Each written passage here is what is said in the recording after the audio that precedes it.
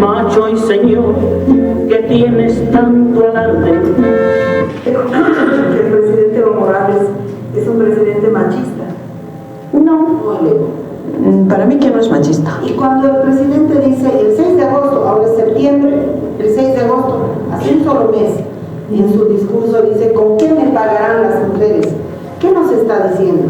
¿Con qué le tenemos que pagar? Ah, ya, cuando dice, ¿con qué me pagarán las mujeres? ¿No? Bueno, en ese aspecto yo creo que él no se refiere con lo que uno puede pensar, ¿no? ¿Qué piensa? Bueno, presidente, según cuando ha dicho, ¿con qué me pagarán las mujeres? Bueno, pues con esa conciencia, con ese trabajo que uno tiene que hacer. El presidente está diciendo, tantos favores les estoy haciendo, ¿con qué me pagarán? Por lo menos con sexo que me paguen. Así lo interpreto yo. Yo, desde mi punto de vista, no lo interpreto yo de esa manera. Más al contrario, que las mujeres siempre debemos tener ese valor de demostrar con el trabajo. ¿Usted cree que el presidente Evo Morales tiene derecho de tener varias mujeres, de cambiar de mujer como uno se cambia la camisa? Bueno, en ese aspecto un poquito me abstengo. A la vida privada de cada uno yo creo que no. Tiene derecho. Yo desde mi punto de vista no lo puedo indicar que tiene o no, que no tiene. Bueno, cada cual tiene su vida privada, ¿no? Pero como presidente yo creo que es como un padre de la patria. Hasta ahorita yo nunca había escuchado, ¿no?, que por lo menos tiene mujeres por aquí. ¿Considera usted que el presidente es un hombre machista? No, de una vez que salgamos dentro del más. ¿Cómo es el machismo? ¿Para qué voy a mentir? O sea, no lo toman mucho en cuenta. O sea, solo lo que dicen durante estos 7 meses, los hermanos nomás quieren asumir los cargos. A nosotros no nos quieren dar cargos, ¿no? Eso, en la elección mismo, en jefe de bancada, para elegir jefe de bancada, o sea, nosotros mismos también somos machistas, ya.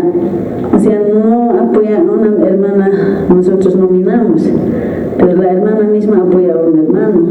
En vez que apoyemos entre mujeres, nos apoyemos, ahí podemos sacar también nuestro líder, ¿no?, nuestra jefa de bancada, o sea, puede salir de ahí también presidenta de la brigada, pero no es así. Eso he visto cuando nos hemos elegido el cargo, un poco me he decepcionado también yo misma.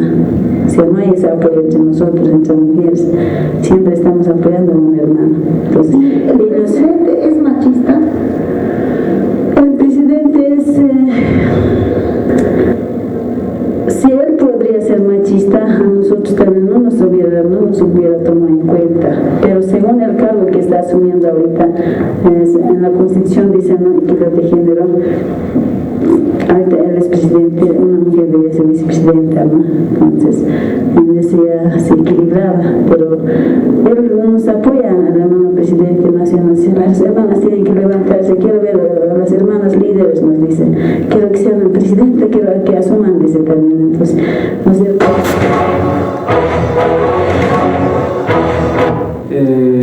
No hice el servicio militar, tengo libertad de auxiliar por razones de que fui descalificado en la prueba por ser free plan.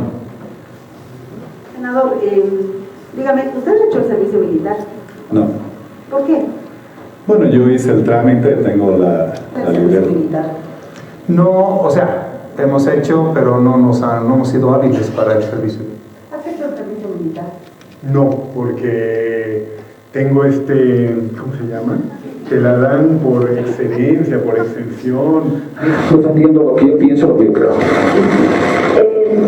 Senador, ¿usted no ha hecho el servicio militar? No. ¿Por qué no ha hecho el servicio militar? Porque no sé si quiero ver mi pie. En seguimiento 1.022 de Infantería, Huachacaya, frontera Chile. Y cuando ha hecho usted el servicio militar, ¿cuál ha sido la experiencia más dura, más difícil, más machista que ha tenido usted en el servicio militar? Ya, a ver, yo lo voy a contar desde ese entonces. Esa vez, mira, un joven cuando iba al cuartel, iba a sufrir. Personalmente somos un mono. Nosotros en el cuartel nos llamamos así. ¿Sabe qué nos dicen en el cuartel? Cuando uno entra aquí en el cuartel, dicen que tú no eres ni la pulga ni la gazapata de la cola del perro. Si no he sido eso, ¿qué es el Señor? A esa clase de situación nos sometemos para servir a la paz, para servir a nuestro país, que lamentablemente ahora tengamos que ser gobernados por personas que ni siquiera tienen conocimiento, porque ahí se aprende. Hay cosas que en todos lados. ¿Qué se aprende en el cuartel? Como en la vida. Hoy yo salgo persinándome pidiendo a Dios que voy a aprender algo. Todos los días es una enseñanza de la vida. Y en el cuartel, no en el año, sino que todos los días igual se aprende muchas cosas acerca de la camaradería, inclusive hasta cocinar, a ordenar sus cosas, a tener orden en cómo conducirse en la vida. Cuando uno quiere aprender, lo aprende de todo. ¿Un hombre que va al cuartel vale más que un hombre que no va al cuartel? Debería ser, porque es parte del cumplimiento. O sea, aquí para mí hay discriminación. O sea, ¿qué significa eso? Que yo por el hecho que soy moreno, gordo, tengo que ir al cuartel, y el otro porque es simpático, blanco, ¿no? Cuéntame, de todas las experiencias vividas o cumplidas en el servicio militar, ¿cuál es, según usted, la experiencia más machista que ha vivido usted en el servicio militar? Bueno, tal vez la experiencia más machista era que estando lejos, los conscriptos que desertaban y luego eran encontrados, los hacían marchar alrededor del patio de honor con una pollera, ¿no? Con una pollera en señal de que habían desertado, habían sido cobardes. Su cosmovisión callahuaya, ¿qué se hace con la mujer que quiere abortar, que aborta? Bueno, en mi cosmovisión indígena no existe aborto, ¿no? Porque hay algunas veces aparece así, aborto. Bueno, es un castigo, ¿no? Aquí en la comunidad, la gente, las autoridades originarias buscan quién es el origen del aborto, todas esas cosas. Ahí tienen una sanción terrible, ¿no? ¿Cuál es la sanción? Pero la sanción es que hacen aparecer y en vía pública quién es esa mujer o esa señora que ha abortado. Entonces tienen que mostrarse a la gente, ¿no? Y este es el aborto, más que todo de las fronteras. Cuando hacen el aborto, viene pues una desastre natural. Por ejemplo, cuando encuentran una niña abortada, todas las cosas, ese lugar llueve, aparece la mazamorra o granizada o helada, lo que cae. Entonces es un delito, ¿no? Entonces, cuando una mujer soltera aborta, hace desaparecer su obra, entonces merece un castigo, ¿no? Entonces, por eso esas consecuencias aparecen y por eso es más estricto el control también. ¿Y qué castigo se le hace? Bueno, hay el honor, ¿no?, de cada mujer. Hacen conocer toda la población, toda la comunidad, esa mujer es así, así, ¿no? Entonces, un castigo, a veces el castigo también trabajo, lo hacen cumplir o si no hacen en moneda, en recursos también, ¿no? Entonces depende, cada comunidad tiene sus mecanismos de castigo, ¿no?, que ellos tienen. Entonces, de acuerdo a eso, arreglan el asunto, ¿no?, porque ahí están los jueces, las autoridades originarias. ¿Al hombre se le castiga o solo a la mujer se le castiga? Si es que hay culpable, todo eso también al hombre lo castiga, ¿no?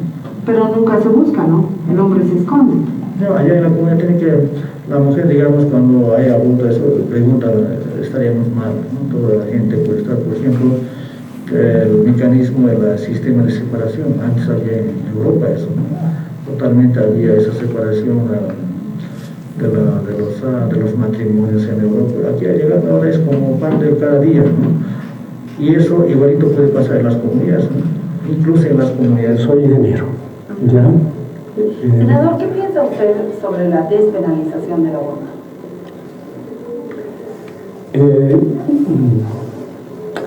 Yo soy católico, muy católico. Mi educación ha sido, se ha tenido la oportunidad de estar en un colegio católico.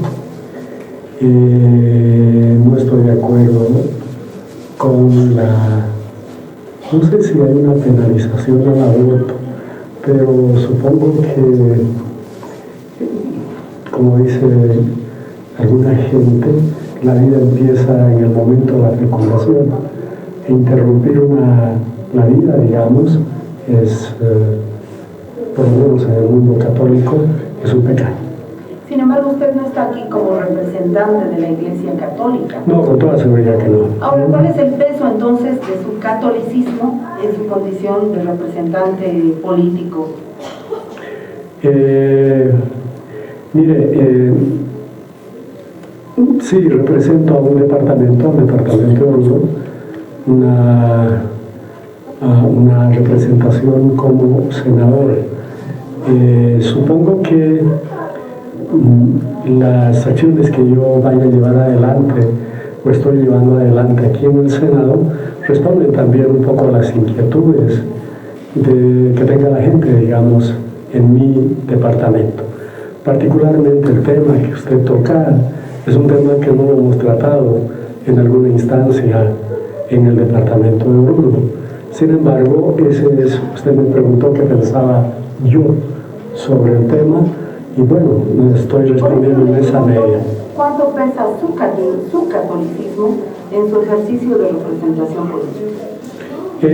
Sí, yo tengo unos principios a partir de mi condición de católico, unos principios que tengo que obviamente son principios de vida, son principios... ¿Para el aborto? Es un tema que hay que discutir con la sociedad. La sociedad tiene hermano, pero hay que discutir, ¿sí o no? ¿Cuál es la posición de usted? Hay que escuchar a la población mayoritaria. ¿Qué es lo que nosotros? Yo no puedo dar mi opinión. Yo quiero que usted diga su opinión. No, en casos extremos puede ser que haya el aborto. En casos extremos, donde la niña ya ha sido violada, donde tal vez puede ser analizada, pero... Una mujer no tiene derecho de decidir sobre su cuerpo. Para mí, yo soy católico, no estoy de acuerdo con el aborto. El aborto, ese tema es muy delicado, porque estamos hablando de una vida, ¿Y la vida de la mujer? Y la vida de la mujer. De la vida de la mujer lo tenemos, pero cuando hablamos del aborto... Yo personalísima de Villalobos. ¿Es por un sí o por un no a la despenalización irrestricta del aborto? Creo que no puedo decir no a la despenalización, porque como te digo, hay casos en que se tiene que dar, pero extremos no puedo tocar. O sea, despenalización irrestricta no. No, pero sí tiene que darse la despenalización en algunos aspectos. Y irrestricta, no sé, habría que debatirlo. Y yo soy... posición personal, con todo el bagaje de experiencia. Irrestricta, bueno, eso es casi puedo decir yo que no podemos hacer eso, ¿no? Porque nuestros hijos son una vida para mí y seguramente de vez en cuando puede pasar, ¿no? Por riesgoso así, pero así no podemos hacerlo, ¿no? ¿De quién es la decisión para despenalizar el aborto? ¿Del juez, del cura, del Estado o de la mujer? De la mujer, los otros no pueden obligar, es nuestra persona propia y somos como una persona, nosotros tenemos que decidir. Entonces eso significaría despenalizar. Pero no, porque a este momento yo casi en mi departamento casi no hemos visto hasta el momento que hice dirigente desde el básico que yo tengo hace 15 años que hace mi dirigente, pero nunca he escuchado si tienen nomás, pues porque no podemos dejar a nuestros bobitos, ¿no? Ellos son como más fortaleza para Bolivia también, si no tuviéramos. Por ejemplo, compañera, en su sector, ¿qué pasa con una joven que aborta? ¿Qué se le hace? Por eso no he visto todavía hasta ahorita cómo han abortado. No. Porque no. Si tienen nomás, si son menores de edad, de 14, de 15 años, tienen pues tipo. Por su paciencia, ¿usted cree que una persona heterosexual se puede convertir en homosexual, que puede ser contagiosa la homosexualidad o que la homosexualidad puede ser una influencia en la persona heterosexual? No tengo ni conocimiento ni información para poder responder esa pregunta. No sé si... No creo que sea contagioso en primer lugar. ¿A usted no le podría pasar? No, nunca me he puesto a pensar en eso siquiera. ¿Cómo cree? ¿Por qué sabe usted? ¿Cómo descubrió usted que era heterosexual y no homosexual? No creo que es algo que tenga que descubrir, es algo que con lo que nací y con lo que he sido formado y con... Diputado, ¿qué es la familia? La familia es el conjunto de personas que componemos la esposa, el esposo, los hijos, y de por medio está nuestra familia, que ha sido nuestros padres, nuestra madre y nuestros hermanos, y la familia de la sociedad, que son nuestras amistades. Y una familia donde el papá no está, ya no es familia. Sigue siendo familia, ¿no? Se les recuerda, aunque estaba ya sepultado al cementerio. No, pero aunque no esté muerto, aunque se haya ido. Es familia, es parte de mi familia. Y una familia donde no está la mamá, ¿es familia? Tiene que ser, porque al final yo soy persona mayor ya, he hecho otra familia, o otra generación. ¿Y los maricones que viven juntos no son familia? Son personas, para mí no puede ser familia. ¿Por qué? Porque no es la verdadera expresión del ser humano, ¿no? Entre el hombre y la mujer. Para mí son desnuda o vestirse y demás cosas. Hay muchas cosas más. Provocar es incitar a y después no hacerte cargo de las consecuencias. Así ves en el diccionario, así de fácil es. ¿Y es según usted la violación? Muchas veces es causa de eso, muchas veces. No siempre, por supuesto. Ay, ¿qué ves? A ver, cuéntame una situación hipotética en la cual una violación no es un delito, sino que es producto de la provocación de la violada. Yo he tenido muchas estudiantes de medicina, muchas estudiantes de medicina violadas, y lo único que han hecho es ir a tomar con sus compañeros, sus amigos y demás, ella y los otros borrachos, y hacer todo lo que normalmente nosotros somos menos precavidos los que estudiamos medicina, porque para nosotros el cuerpo humano es una estructura, no tiene nada que ver de especial, lo vemos todo el tiempo desnudo, ¿no? Entonces, y empezar a hacer bailes, cosas provocativas y demás, y despertar en alguien o en alguienes, despertar el deseo sexual y haber hecho el deseo sexual, a pesar de que en el momento ese, como lo dicen muchas de las violadas, ni siquiera se dieron cuenta ese momento que estaban siendo violadas. ¿Quién es responsable de esa violación? En cierta manera, primero la que ha provocado, pero segundo el que no está educado para saber cómo comportarse en esas situaciones también. Ya, entonces la violada puede ser responsable de su violación según usted. Depende de las circunstancias. Si tú te tiras del 10º piso, no puedo decir que no seas responsable de tu muerte. De la violación. No, pero te estoy dando el ejemplo. Pero te estoy dando el mismo ejemplo. Es si tú provocas, si te tiras del 10º piso, te vas a matar. Entonces es lo mismo. En el caso del feminicidio es lo mismo. Hay que relativizar la responsabilidad del feminicida en función de que si la víctima estaba borracha, que si estaba con Nini, que si lo provocaron, que si no, que... En el feminicidio se tiene que atacar en el conflicto, ¿no es cierto? Has quitado la vida a alguien que no tienes ningún derecho de quitarle la vida, y no interesa cuál es la circunstancia. Tienes derecho de violarla, pero no de quitarle la vida. Si hay provocación, pues tendrás que saber, pero no puedes quitarle la vida. La vida es un derecho fundamental y es imposible que nada justifique el quitarte la vida. La pena entra en mi adentro. Mucho sobre el tema para poder conversar. ¿Se considera usted homofóbico? No.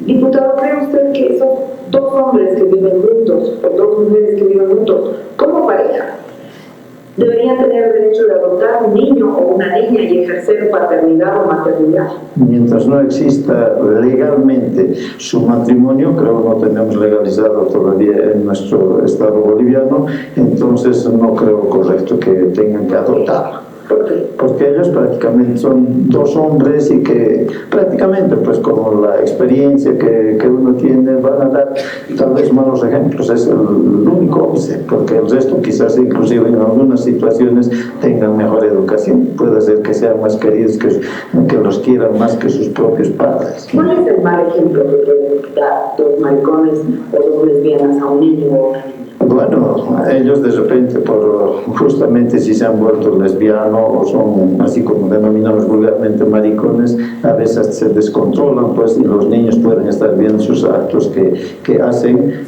se descontrolan más fácilmente que las verdaderas mujeres y los verdaderos varones. Hablaremos así, que hay mayor cuidado. Eso es lo que podríamos demandar. Pero a ver, ¿cómo dijo? ¿Homofobia? Homofobia, ya. ¿En qué concepto ustedes se están basando, homofobia? En función, porque de acuerdo al diccionario o jurídico o de la lengua española varían algunos. ¿Ustedes qué concepto más o menos lo están manejando? Lo que vamos a pedir es que ustedes se relajen y le empezáramos a hacer, más bien, ¿por qué no empezamos? Por ejemplo, antes, primero, tienen que decirme el concepto de homofobia. Y lo voy a anotar porque yo no lo pronuncio bien. Bueno, yo diría que sigue siendo hombre. Y según usted, ¿cuál es el origen de la homosexualidad? ¿Por qué se da? Bueno, no he descubrido, digamos, eso, ¿no? Según me han indicado de que es una enfermedad, ¿no? Al menos culturalmente decimos que es una enfermedad, no debería darse. ¿Cómo se dice en guaraní? En guaraní se dice inverasube. ¿Qué quiere decir que? Que está enfermo, ¿no? Que está enfermo. Sí. ¿Y esa enfermedad se puede contagiar? Se puede contagiar. Se puede contagiar.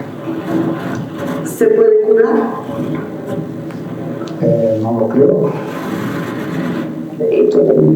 ¿Usted cree que debería ser la homosexualidad parte de la educación sexual? Yo creo que sí.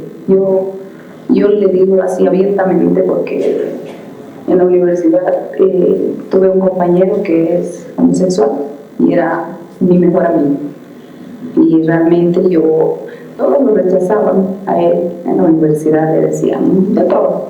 ¿Qué le parece más fuerte, el racismo o la homofobia? Yo creo que el racismo, no sé. ¿Usted ha sufrido racismo? Sí. ¿Y su amigo ha sufrido homofobia? ¿Cuál era peor? La homofobia.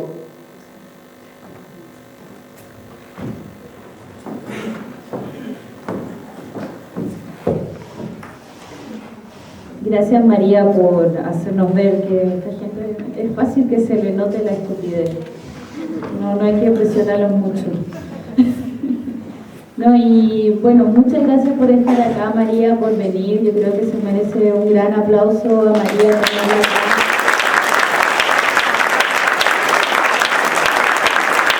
Gracias por este enorme trabajo de investigación, y yo solo quiero recordar un momento de las primeras veces que fui a la Virgen de los Deseos, que me acuerdo que era la marcha por la familia natural, las marchas de las familias naturales, que seguro estos parlamentarios apoyaban, y recuerdo que María invitó al que organizaba la marcha a la radio, y fue increíble porque se lo comió vivo ahí mismo, y creo que esa es la admiración que yo siento también por tu trabajo de confrontamiento directo y de estar ahí, como decimos, la cuerpa ahí, escuchando a estos tipos, escuchando su estupidez y generando este libro que necesitamos entenderlo fuera de la idealización de los indigenismos también, porque pasa mucho que desde fuera, desde Europa, admiran mucho el indigenismo, a Evo, incluso la figura de Evo, pero entenderla desde dentro, como estamos ahora, creo que es algo vitalísimo. Así que te dejo, María. Eva. Hola, muchísimas gracias por estar todos y todas acá presentes, tanta gente, me emociona realmente mucho. Voy a empezar con una pregunta antipática, con una pregunta chinchosa. ¿Tendría el movimiento feminista chileno las pilas, la entraña, las tripas de hacer una investigación así en el Parlamento chileno? ¿Tendría el movimiento marica la fuerza acá en Chile de hacer una investigación así?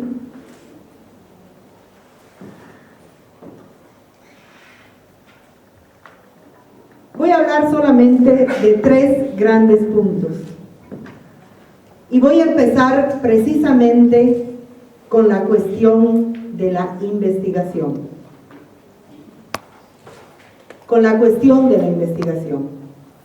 Por lo menos en Bolivia, pero yo diría en el conjunto de las ciencias sociales y de las ciencias humanas, acá en toda América Latina, hay una dogmática subterránea de la investigación social. Y esa dogmática subterránea de la investigación social es de alguna manera parte de las taras de clase y de las taras racistas de la clase media, que es la que accede al conocimiento científico. Y esa dogmática subterránea es investigar, entre comillas, a los y las de abajo. Filmar al mapuche cuando está en el baño. Hacer la antropología de la comunidad mapuche, del indio, de la India, de las clases populares. Y en el cine también hay ese vicio. Y en las artes también hay ese vicio. Pero esa clase media que accede a la universidad, que tiene los instrumentos metodológicos y el estatus de investigador o investigadora, no mira, ni investiga, ni fotografía, ni radiografía, ni desnuda a las clases altas. No se las toca, se las deja en su lugar mítico, no se las evidencia, no se las desnuda. En ese sentido, esta investigación es rompedora, porque damos la vuelta a la cámara y preguntamos al senador, al que nadie le ha preguntado nunca nada, al que nadie lo ha filmado tartamudeando sus estupideces, al que no se le ha preguntado, porque nadie es digno de preguntarle, y nadie es digno de que el senador le responda. En ese sentido, esta investigación es rompedora, pero también es altamente subversiva. En ese sentido, esta investigación es una estrategia política que va más allá del hecho de ser o no una investigación. Yo les he mostrado el pedacito del pedacito del pedacito. Nosotras hemos hecho llegar la invitación para esta investigación al 100% del Parlamento boliviano. Y hemos logrado entrevistar entre 20 y 30 minutos al 42% del Parlamento boliviano, incluidos titulares, suplentes, bancadas indígenas, hombres, mujeres, senadores y diputadas. Y hoy eso para la sociedad boliviana es muy importante, porque resulta que el Parlamento está sacralizado, está impermeable.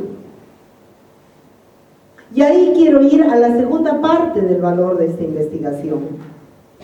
¿Qué pasó con nosotros y nosotras como movimientos que nos dimos a la tarea en este largo y demasiado largo neoliberalismo? ¿En qué momento ocurrió que nuestra práctica política se redujo a escribir una demanda de derechos para llevarla como clientes subalternos y tocar una puertita al Parlamento? ¿Pero qué estamos haciendo?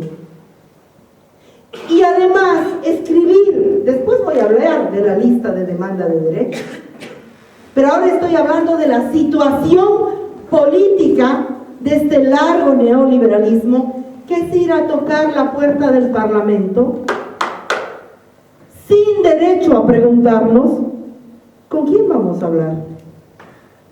¿Quiénes son estos sujetos? ¿Qué sienten? ¿Qué piensan? ¿Por qué están ahí?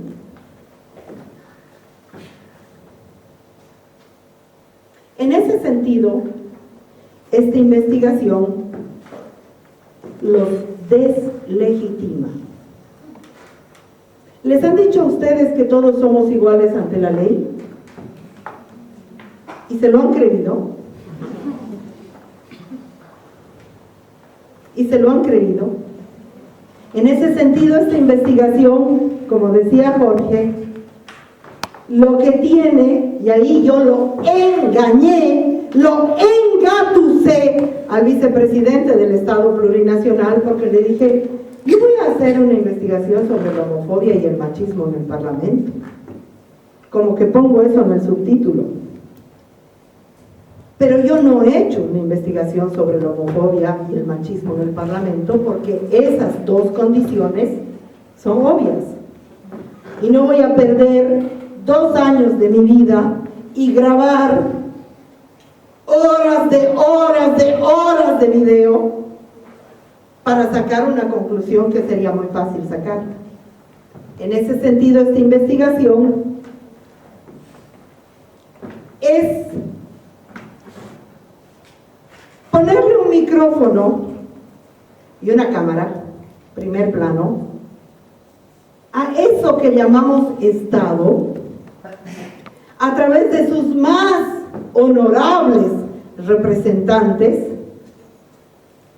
para que expliciten su discurso hasta el último punto de la ridiculez, hasta el último punto de la caricatura.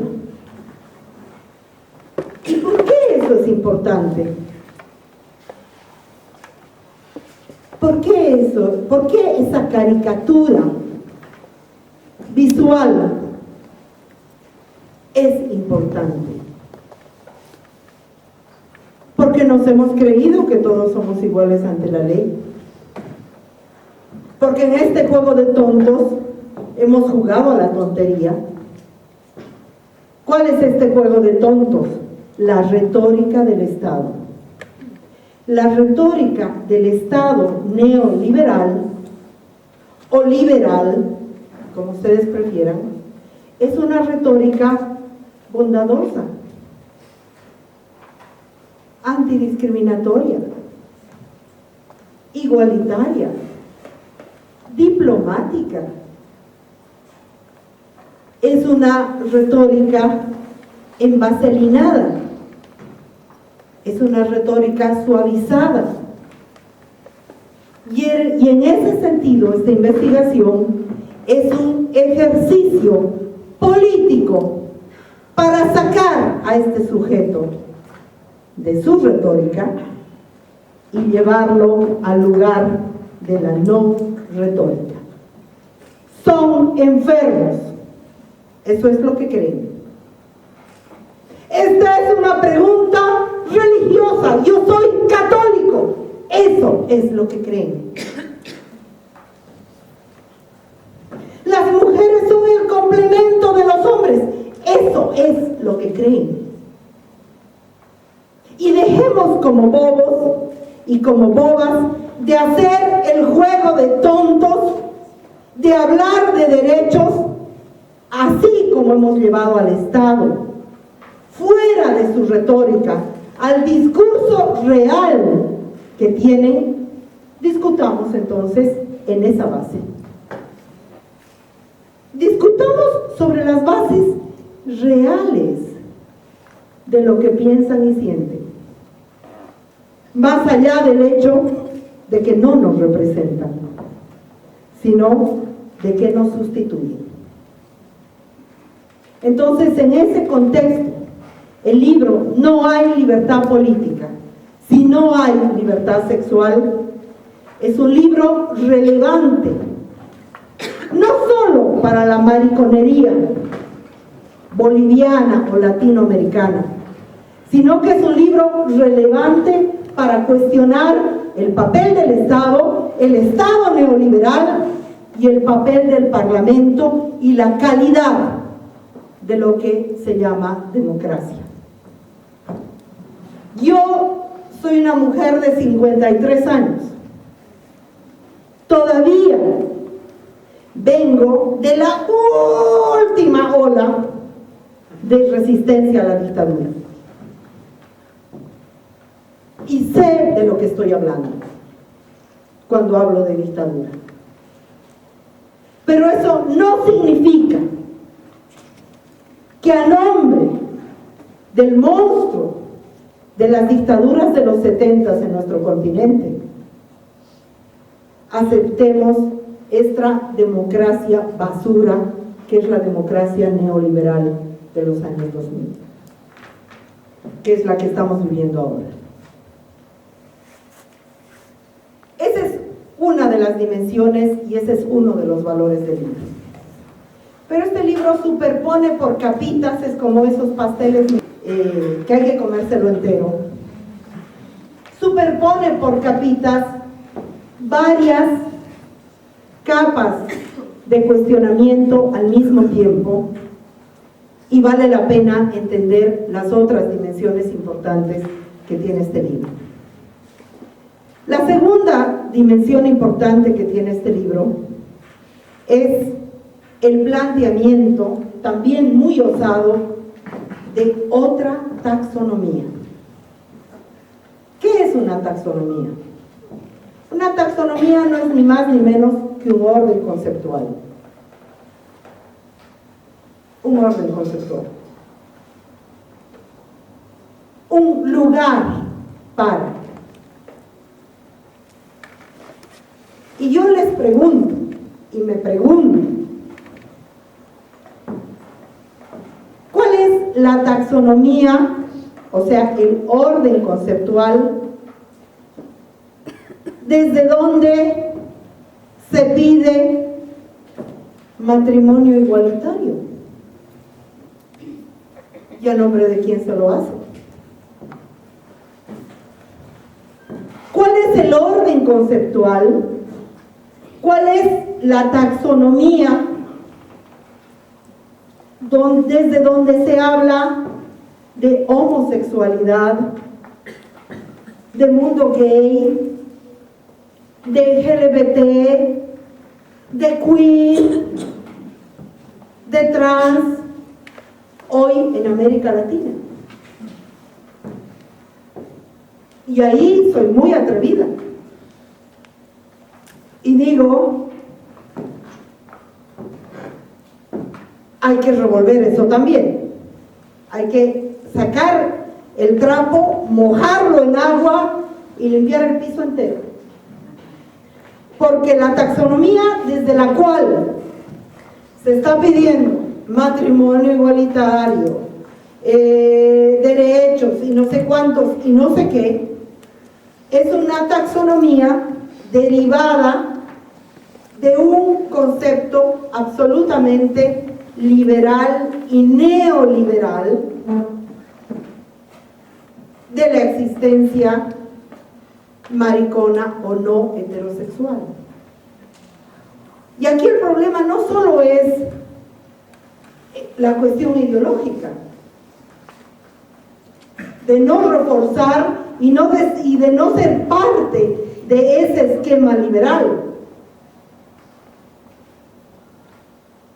sino además la capacidad de ubicarse social e históricamente, como el juego que le hemos hecho a Chile con el tema del espejo subversivo.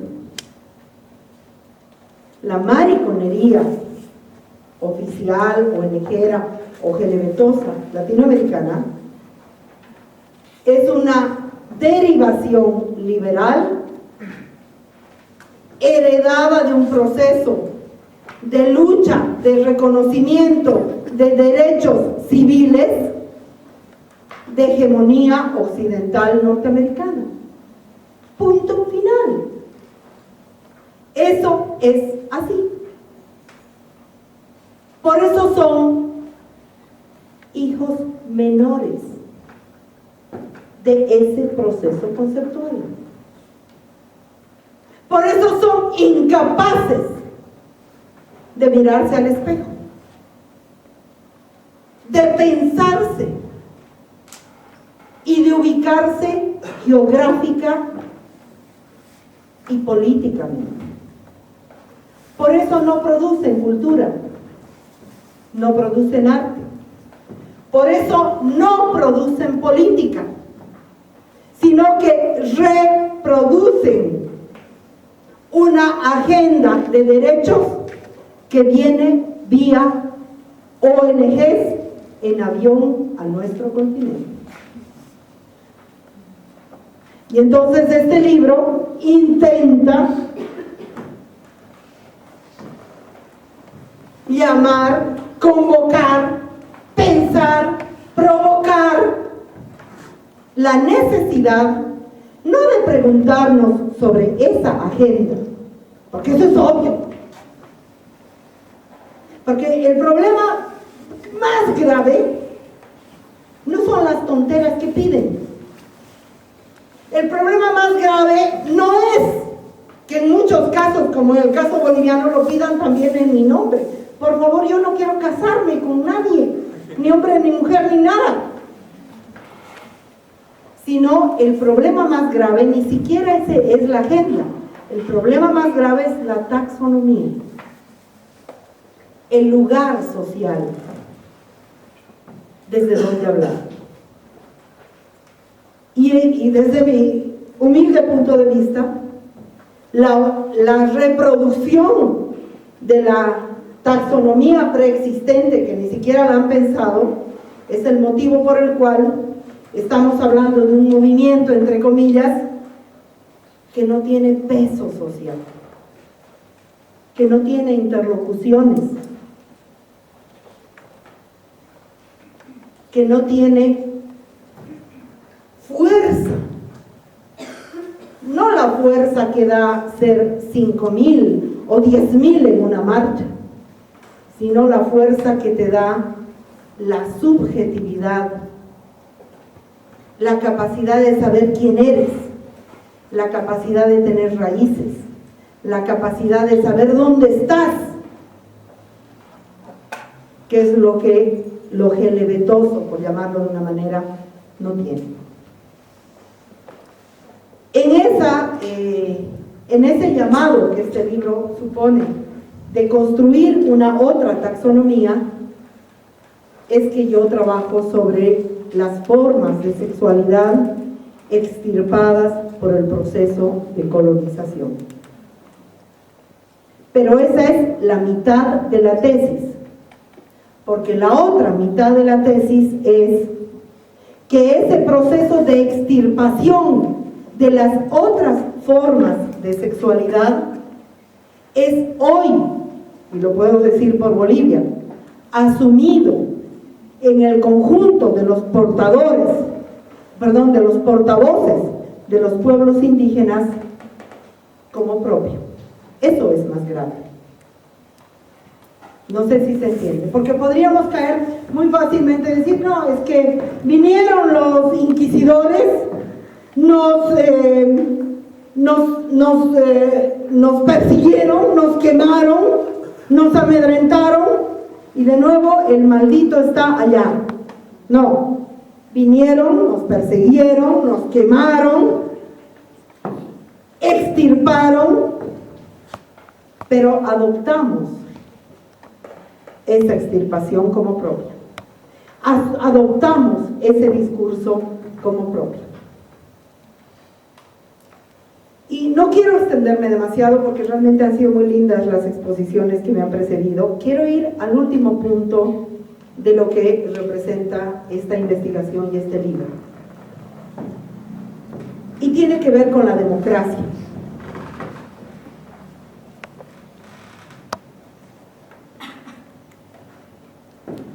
Hemos vivido una presión muy fuerte, especialmente en el movimiento feminista,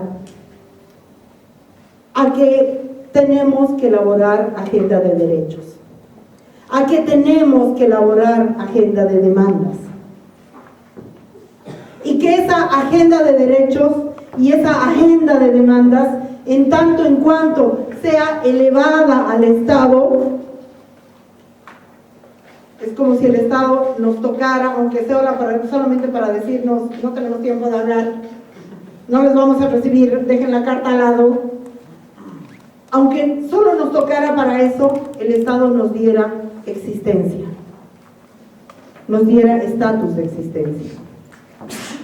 Y yo creo que uno de los más graves errores del movimiento feminista, pero especialmente de la tecnocracia de género, que le llamo yo, que no es feminismo, sino que es el uso tecnocrático de la categoría género en función de una visión totalmente utilitaria y funcional. Uno de los más graves errores ha sido aceptar eso y no preguntarnos cuál es el tipo de sociedad que queremos construir, cuál es el tipo de transformación que necesitamos, cuál es el tipo de fantasía afiebrada que tenemos de cómo quisiéramos la vida, de cómo quisiéramos la organización social. ¿Cuánto espacio ocupa en nuestra práctica política preguntarnos sobre esas cosas? Y yo casi sin temor a equivocarme diría muy poco o casi nada. Porque además ahora ya hay una especie de autocensura. Hay que entrar en la rutina de la demanda de derechos. Este libro, en su capítulo final, se pregunta sobre la democracia. Es un absurdo. O sea, primero, empezamos por desnudar y develar ese aparato que llamamos democracia, que está especialmente representado en el Parlamento. Pero ya que lo hemos desnudado, ya que lo hemos puesto en ridículo, ya que lo hemos llevado a su caricatura más extrema, entonces nos preguntaremos qué queremos construir y cómo podemos construirlo. Mientras, y lo mismo pasa para la mariconería, no solo para las feministas. Y ustedes dirán, no, es que es una pregunta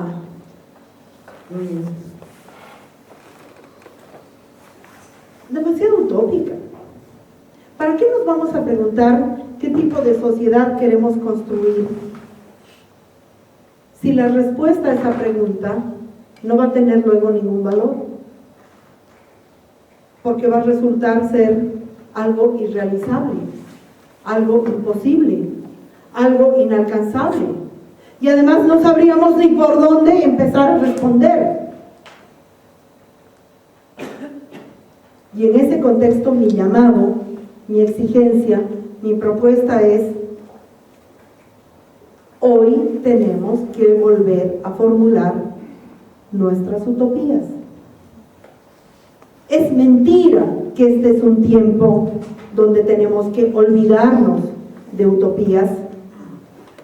Es mentira que este es un tiempo donde tenemos que ser pragmáticos y pragmáticas. Pensemos lo que está pasando con el aborto, tanto en Bolivia como en Chile, porque es análogo. Lo que ustedes están pidiendo y me dicen que es una conquista, en Bolivia ya hay Por favor, les paso la nota, no sirve para nada. Les paso la nota. Pero hay otra cosa más grave. A ustedes les están vendiendo lo que les van a dar como un avance con el que hay que resignarse, porque les dicen que es un avance, y porque les dicen que es un avance hay que creérselo. A nosotros nos están vendiendo otro que nos dicen también es un avance, y no se puede ir más allá. Y no se puede ir más allá. Pero lo más grave es que la despenalización del aborto es un derecho que corresponde a principios del siglo XX. ¿Qué estamos haciendo en el siglo XXI? Repitiendo un derecho que corresponde a principios del siglo XX. Y ustedes me dirán la cosa más básica.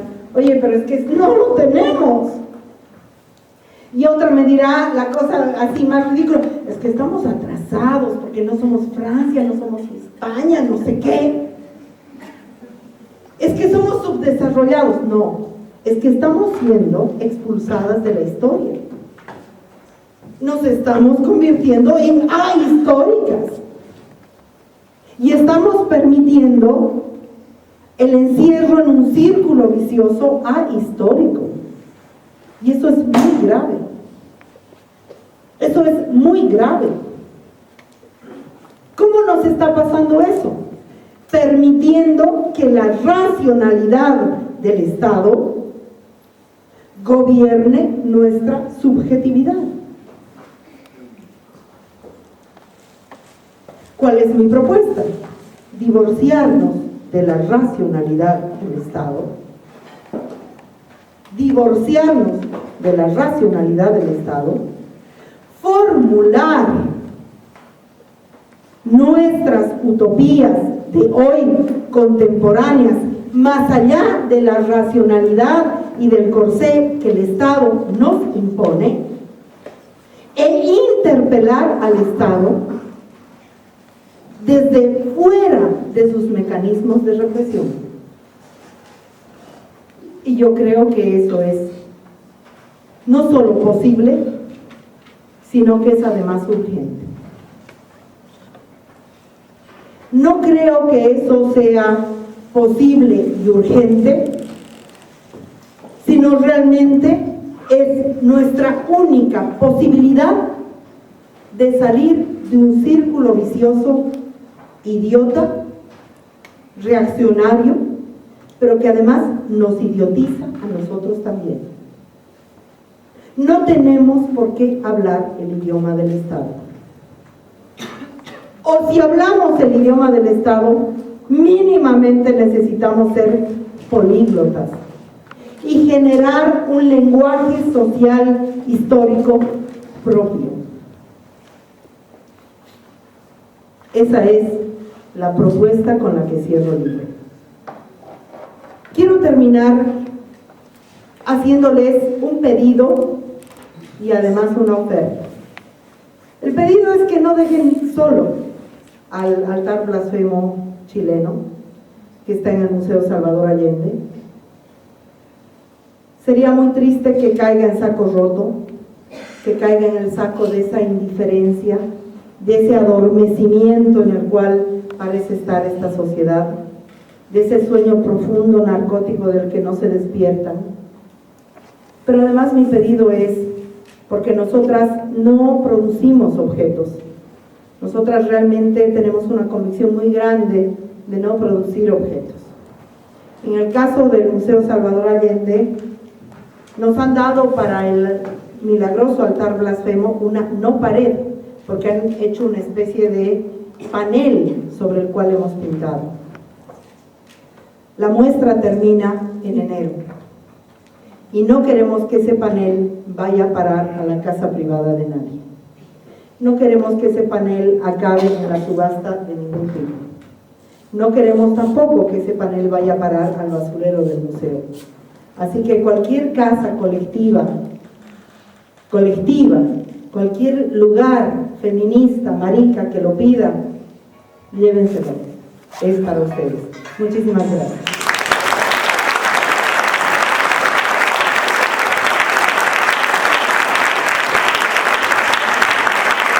Bueno, quiero agradecer aquí a mis compadres, comadres, a Camila José Donoso, que es una compañera muy generosa, que organiza Transfrontera, que siempre nos convoca, que conoce nuestras metodologías y que hace eso en Arica con muchísimo amor. Muchísimas gracias a Camila.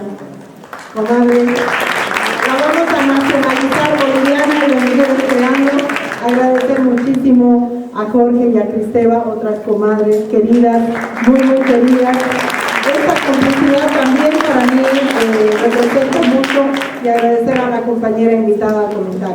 Lo lindo va a ser poder realmente intercambiar un debate y abrir un debate con preguntas. Pero bueno, lo dejo en tus manos, que eres la maestra de ceremonia.